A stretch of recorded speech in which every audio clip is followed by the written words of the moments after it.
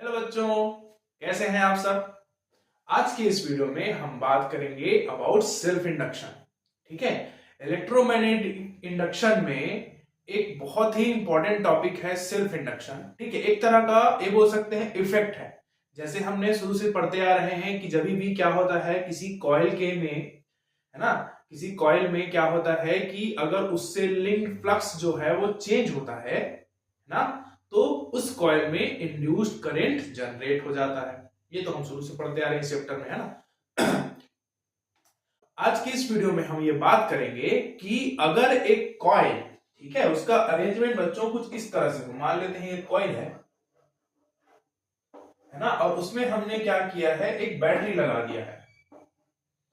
ये इस तरह से पहले वाले कॉइल में हम क्या करते थे, बैटरी नहीं लगाते थे, हम क्या करते थे, मैग्नेट के थ्रू क्या करते थे उसमें, है ना, मैग्नेट के थ्रू उसमें इंड्यूस्ड करंट को प्रोड्यूस करते थे। ठीक है, बट मान लेते हैं कि अगर हमने इसमें क्या किया, बैटरी लगा दिया। ठीक है, तब बैटरी लगाने से क्या होगा, इसमें जो है जैसे ही हम स्विच ऑन करेंगे करंट जो है वो क्या होगा, फ्लो होना स्टार्ट हो जाएगा। ठीक है, अब जैसे जैसे ये करंट जो है इस कॉइल में जाएगा, है ना, थोड़ी देर के बाद क्या होगा बच्चों, इसमें जो इस कॉइल में जो क्या बोलेंगे, लिंक्ड फ्लक्स है ना, इस कॉइल में जो लिंक क्या है, फ्लक्स है ना, वो क्या होगा, इंक्रीज होगा। कैसे, हमने कल पढ़ा था I is equal to minus d∅dt/r। ठीक है, तो अगर हम इस फॉर्मूले से देखें तो जैसे जैसे हम करंट, जैसे जैसे वो करंट उसमें फ्लो होते जाएगा, आफ्टर सम टाइम ये क्या होगा, मैग्नेटिक फ्लक्स जो है वो क्या होते जाएगा, बढ़ते जाएगा।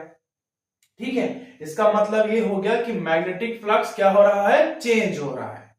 और हमको ये पता है कि जब किसी कॉइल में मैग्नेटिक फ्लक्स जो उसके साथ लिंक्ड रहता है वो अगर चेंज होता है तो उसमें आता है इंड्यूस्ड करंट।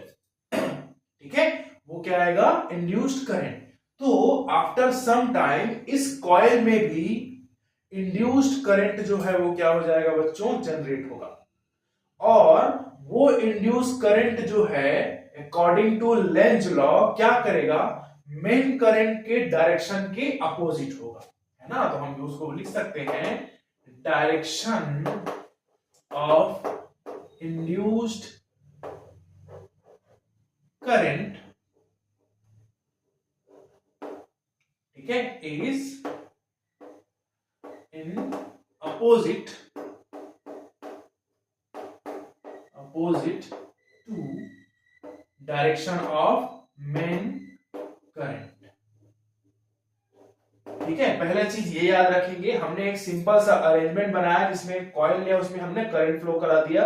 करंट फ्लो होने के कुछ समय के बाद इसमें क्या होगा, इस कॉइल में जो मैग्नेटिक फ्लक्स है उसकी वैल्यू क्या होगी, इंक्रीज होगी। By the help of this formula हम उसको समझ सकते हैं।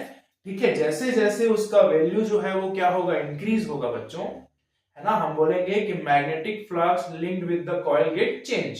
अब वो चेंज होगा, है ना, तब क्या होगा, मतलब ये बोलेंगे इंक्रीज हो रहा है ना मैग्नेटिक फ्लक्स, तो वो चेंज हो रहा है, तो चेंज होगा तो क्या होगा, इसमें इंड्यूस्ड ईएमएफ आएगा, और सर्किट क्लोज है इसी कारण से उसमें इंड्यूस करंट आएगा। और वो करंट जो है वो क्या करता है, according to Lenz law, Lenz law ये बोलता है ना, जिसके कारण से वो प्रोड्यूस हुआ है उसी को वो क्या करता है, अपोज करता है। बिल्कुल, तो वो क्या करेगा, डायरेक्शन ऑफ जो इंड्यूस करंट है, ठीक है, direction of induce current is opposite to direction of main current. ठीक है, ये तो हो गया सिंपल सा। ठीक है, अब आपको समझना है कि क्या हो अगर हम स्विच ऑफ कर दें करंट का, मेन करंट का। ठीक है, तो जब हम यहां पर स्विच ऑफ करेंगे तो ये जो मेन करंट है वो क्या हो जाएगा, सडनली हो जाएगा जीरो। बट जो इंड्यूस करंट है उसमें कुछ टाइम के बाद वो क्या करेगा, समझना है। ठीक है, तो जब यहां पर इंड्यूस करंट जो है वो क्या करता है, मेन करंट को क्या करता है, अपोज करता है।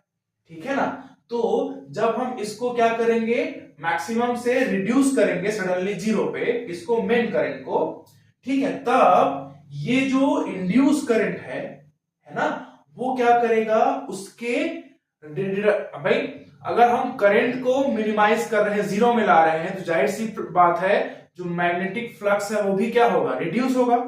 मैग्नेटिक फ्लक्स रिड्यूस होने के कारण से क्या होगा, वहां पर आएगा इंड्यूस्ड करंट, क्योंकि यहां पर भी मैग्नेटिक फ्लक्स चेंज हो रहा है।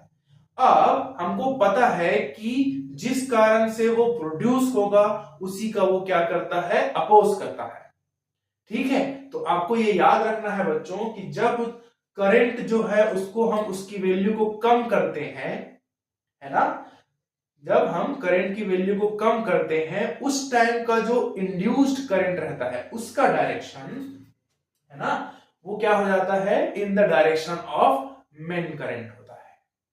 दो कंडीशन है, जब हम मेन करंट को बढ़ा रहे हैं, है ना, तब जो इंड्यूस्ड करंट है उसका डायरेक्शन होगा अपोजिट।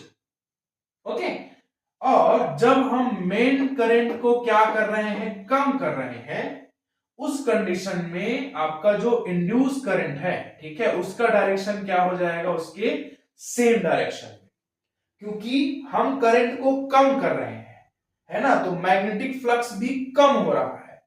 ठीक है, इसके कारण से जो इंड्यूस्ड करंट जनरेट होगा उसका टेंडेंसी कैसे रहेगा, वो चाहेगा कि इसको जो कम कर रहे हैं उसको वो ना करे।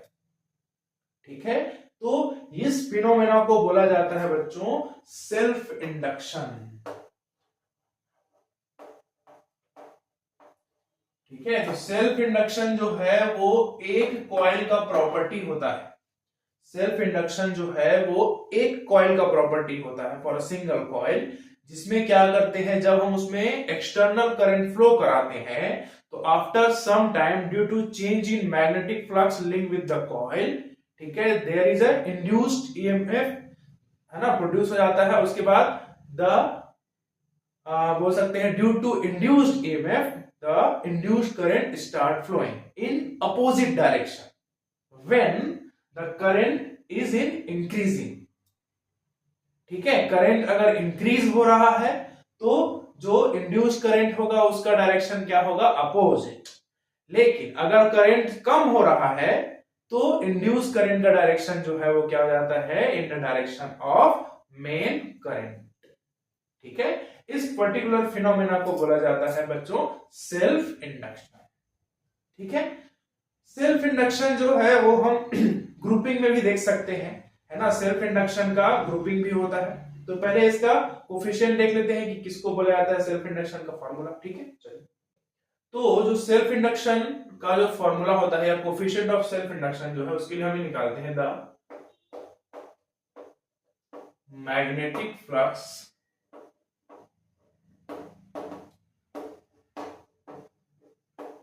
linked with the coil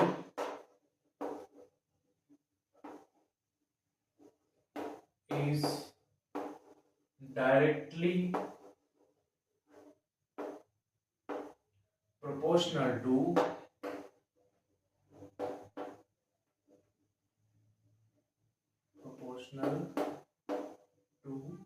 main current.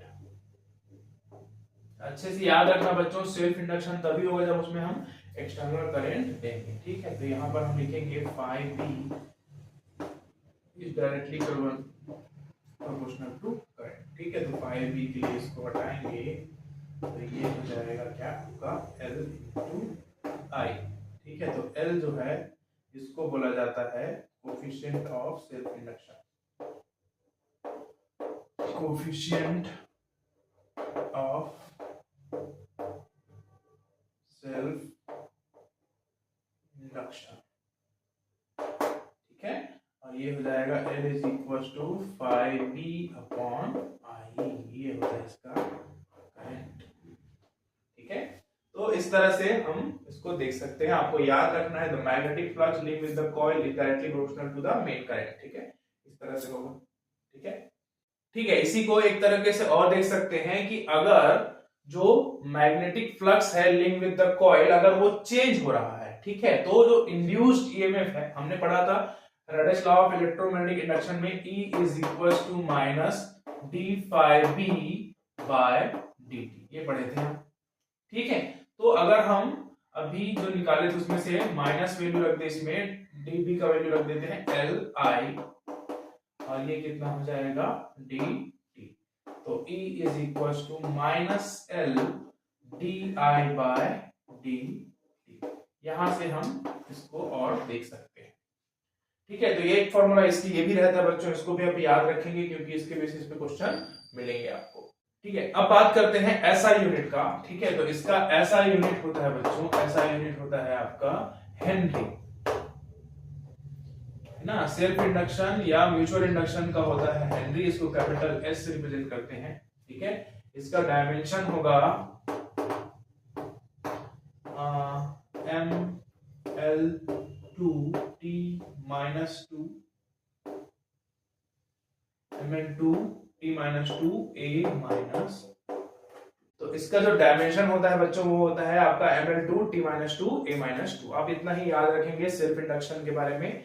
Self induction जो है वो प्रॉपर्टी है एक कॉइल का, जब हम उसमें एक्सटर्नल करंट फ्लो करते हैं तो after some time due to change in magnetic flux there is an induced current which opposes the direction of main current. ठीक है, कब? जब हम उसको मैग्नेटिक फ्लक्स को इंक्रीज कर रहे हैं, करंट इंक्रीज होगा, मैग्नेटिक फ्लक्स इंक्रीज होगा।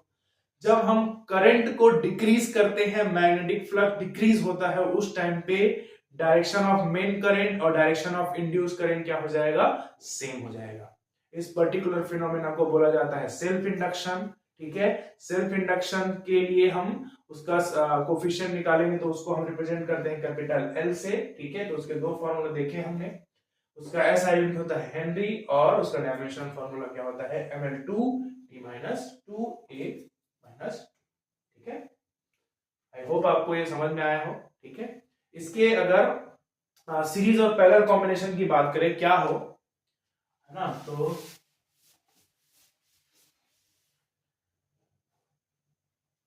ग्रुपिंग ऑफ इंडक्शन की बात कर लेते हैं या सेल्फ इंडक्शन।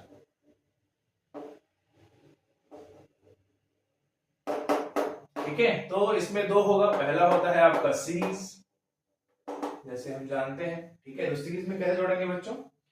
ये एक कॉइल के साथ दूसरा कॉइल, इसका इंडक्शन मान लेते हैं L1, इसका इंडक्शन मान लेते हैं L2, इसमें किसी बैटरी से थ्रू उसको जोड़ दिए। ठीक है, तो इसका जो नेट आएगा वो हो जाता है L1 प्लस L2, बिल्कुल रेजिस्टेंस के जैसा। ठीक है, इसी तरह से इसका जो पैरेलल कॉम्बिनेशन होता है, दूसरा पैरेलल, ठीक है, ये होगा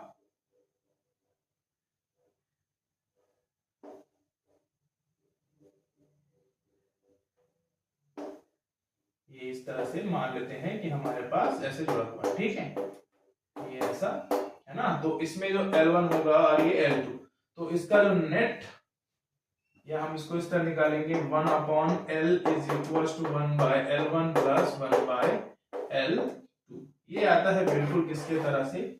ठीक है, अभी तक हमने तीन प्रकार के कोफिशिएंट पढ़े हुए हैं, एक रेजिस्टेंस, कैपेसिटेंस और इंडक्टेंस। ठीक है, रेजिस्टेंस और इंडक्टेंस का जो सीरीज कॉम्बिनेशन और पैरेलल कॉम्बिनेशन का जो फॉर्मूला है वो सेम होता है बच्चों।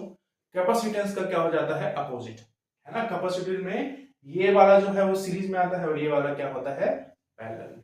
ठीक है, अच्छे से इसको याद रखेंगे, इसकी जरूरत हमको अल्टरनेटिंग करंट में पड़ने वाली है। ठीक है, तो आई होप आपको ये चीजें समझ में आई हो। ठीक है, थैंक यू।